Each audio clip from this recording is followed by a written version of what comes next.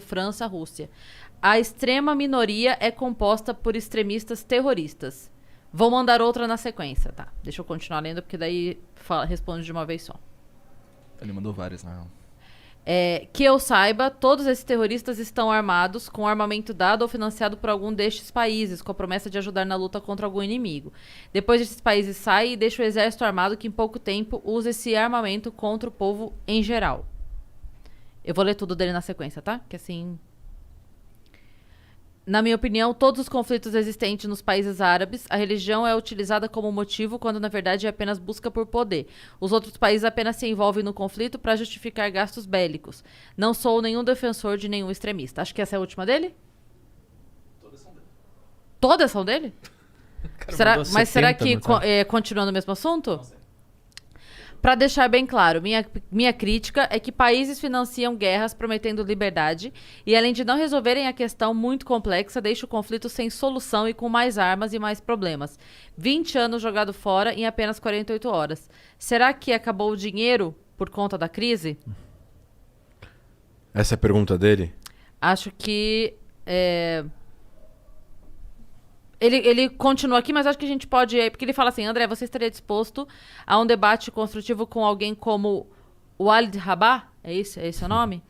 Sabe Então, se existe algum movimento nesse sentido? Desculpa, só para concluir. Sabe se existe algum movimento nesse sentido entre Israel e Palestina que não envolva os grandes players que falei anteriormente? Obrigado pela paciência. Pronto. Então, em relação à pergunta dele, assim, ele afirmou bastante coisa aí, tá? Em relação à pergunta de acabou o dinheiro, não acabou o dinheiro. Os Estados Unidos têm um PIB bem maior hoje do que tinha em 2001. Então eles não saíram do Afeganistão por causa de dinheiro. Até porque o orçamento anual de defesa nos Estados Unidos é 800 bilhões de dólares por ano. Meu Deus, eu não consigo visualizar esse dinheiro. Bastante dinheiro. 800 bilhões? De dólares. É um pouco, eu não sei, acho que deve ser um pouco menos que o PIB do Brasil, né? E assim, essas teorias de que os países invadem outros países por causa de armas ou por causa de petróleo ou por causa de interesses econômicos únicos e exclusivamente é uma teoria. Os países têm vários motivos por entrar em guerras ou em conflitos. Vingança, ideologia, motivos sociais, interesses, e aí tem o interesse econômico, mas tem outros interesses, pode ter interesse ideológico de direitos humanos, e aí é justificável. Armas em si não é um motivo especificamente, porque essas armas americanas são bancadas pelos Estados Unidos. Então eles estão lutando uma guerra que as armas estão sendo usadas e fabricadas por eles mesmos. Então eles estão gastando dinheiro na fabricação das armas.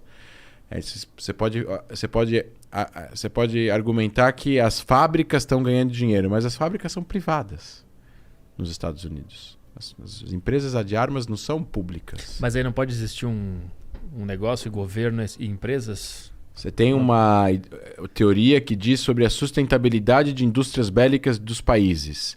Esses países que têm indústria bélica precisam vender para outros clientes além do seu próprio país, porque o seu próprio país não vai conseguir comprar o suficiente para sustentar a sua indústria bélica. A não ser que você tenha uma fábrica de armas numa sala. E aí você vai vender 100 armas por mês e tudo ótimo. Mas se você fizer uma indústria grande, você precisa vender para fora. Só que você não faz guerra vendendo pistola, né? Você faz guerra vendendo outras coisas, não só isso. Então, assim, eu acho que parte das afirmações que ele colocou não são corretas. Os povos afegãos e palestinos não são massa de manobra dos países ocidentais. No caso, o povo palestino foi, durante muitos anos, massa de manobra dos lideranças árabes. Foram usados durante 70 anos para poder continuar perpetuando o conflito com Israel até que acabou o conflito e começaram a fazer paz com Israel, ou seja, ter relações com Israel. Falamos aqui no nosso. E então, agora, em relação aos afegãos, eles não são massa de manobra. O Afeganistão ele era de interesse nacional dos Estados Unidos destruir a infraestrutura da Al-Qaeda e prender ou matar Bin Laden. Porque ele cometeu o maior atentado terrorista da história. E matou 3 mil americanos. E aí isso não podia ficar sem resposta. E o motivo da guerra, nesse caso, é vingança. Sim, você tem que vingar, na visão, obviamente, deles, O nacionalismo americano é muito forte, a identidade nacional. Como é que aquela cena, como é que ficaria a imagem dos Estados Unidos no mundo, daqueles que precisam do apoio americano vis-à-vis outros países mais agressivos e antagônicos a aliados dos Estados Unidos, se os Estados Unidos não fizessem nada depois do 11 de setembro? Então, obviamente que aqui existe uma necessidade de segurança nacional de fazer alguma coisa. E nesse caso daqui, a gente não está falando a gente está falando do exército dos Estados Unidos. Eles não vão atirar 2 mísseis e ir embora. Vai existir uma ação militar robusta para poder evitar que isso volte a acontecer. E isso foi o que aconteceu. Agora, em relação a armou e foi embora, isso não, eu acho que não tem muito a ver. Assim, eles erraram. Os americanos erraram em muitas coisas. O Biden, não foi o Biden, foi o Kerry. O John Kerry, quando era secretário de Estado, falou para o Netanyahu, que foi primeiro-ministro de Israel em 2013, aprenda conosco o exemplo afegão. Nós armamos e treinamos o exército afegão. Vocês precisam armar e treinar o exército palestino e ele vai ser a força de segurança que vai fazer vocês ficarem seguros. E ele escreveu no Twitter recentemente, ele falou, ainda bem que eu não escutei ele. Porque o exército afegão simplesmente não funcionou. E veio o Talibã e tomou o poder. Então, assim, um grande medo de Israel é isso. Se sair de mais regiões que os palestinos reivindicam sem negociar e sem ter uma força militar forte, presente, que possa manter a segurança, o Hamas vai tomar o poder em outros lugares também. Em relação à pergunta que ele me fez sobre discutir com o Ali Trabah, que é o presidente da Federação Palestina no Brasil. Eu discuto e debateria com qualquer pessoa, inclusive com o Sr. Walid. Acredito que o Sr. Walid já tenha tido diversas afirmações antissemitas no Brasil, em diversos locais, na televisão, em podcasts. E a Federação Palestina no Brasil, infelizmente, é uma organização que representa o ódio puro contra o Estado de Israel. Ele não representa os interesses dos palestinos no Brasil e nem muito menos ele está engajado em conversações para trazer os players para a mesa, palestinos e israelenses a conversarem. Eles espalham propaganda de ódio contra Israel, que foi o que aconteceu agora em maio, por exemplo, outdoors espalhados no sul do Brasil, dizendo que Israel mata, expulsa e assassina. Em vermelho, com sangue, etc. e tal. Não é assim que você não vi isso. trabalha construindo pontes. No caso, alguns anos atrás, acho que 2 anos atrás, eles espalharam mentiras a respeito de pessoas que apoiavam o boicote contra Israel. Né? Um movimento racista antissemita chamado BDS, que é o Movimento de Boicote, Desinvestimento e Sanções. Já está ilegalizado em muitos estados americanos, alguns países da Europa também legalizaram e tudo mais. Eles publicaram uma série de pessoas que apoiam o movimento. A gente fez um levantamento, 70% das pessoas que eles colocaram nos placares deles, eles botaram os placares acho que na Assembleia Legislativa do Rio Grande do Sul.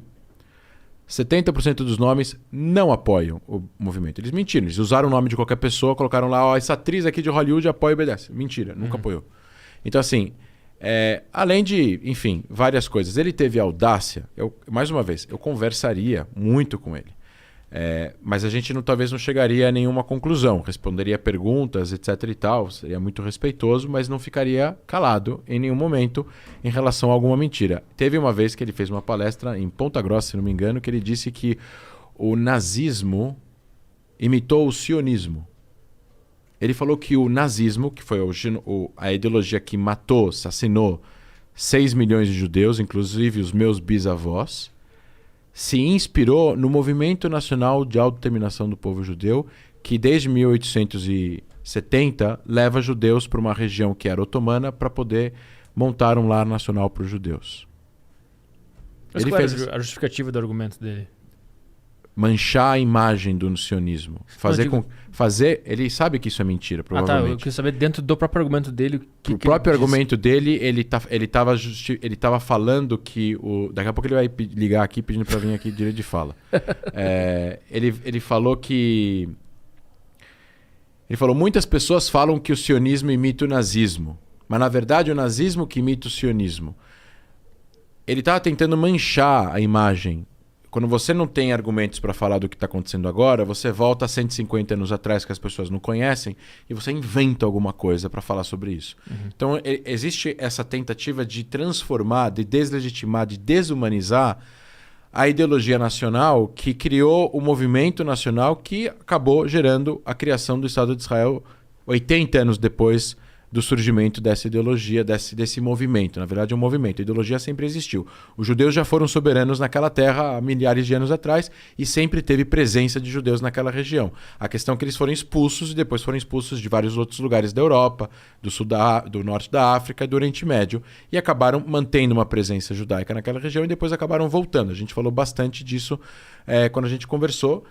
A questão é que, para poder justificar que isso está errado moralmente, você equipara isso a alguma coisa que não tem o direito de existir. É a mesma coisa que os nazistas faziam com os judeus para justificar o ódio aos judeus, para os alemães não judeus, perseguirem judeus na rua, inclusive dedurarem onde estão os judeus escondidos. Você fala, todas as coisas que estão acontecendo de ruim na Alemanha são culpa dos judeus. Tudo que está acontecendo de ruim na Rússia czarista, antes da Revolução Soviética, é culpa dos judeus. É antissemitismo clássico. É a mesma coisa que ele fez, em outras palavras.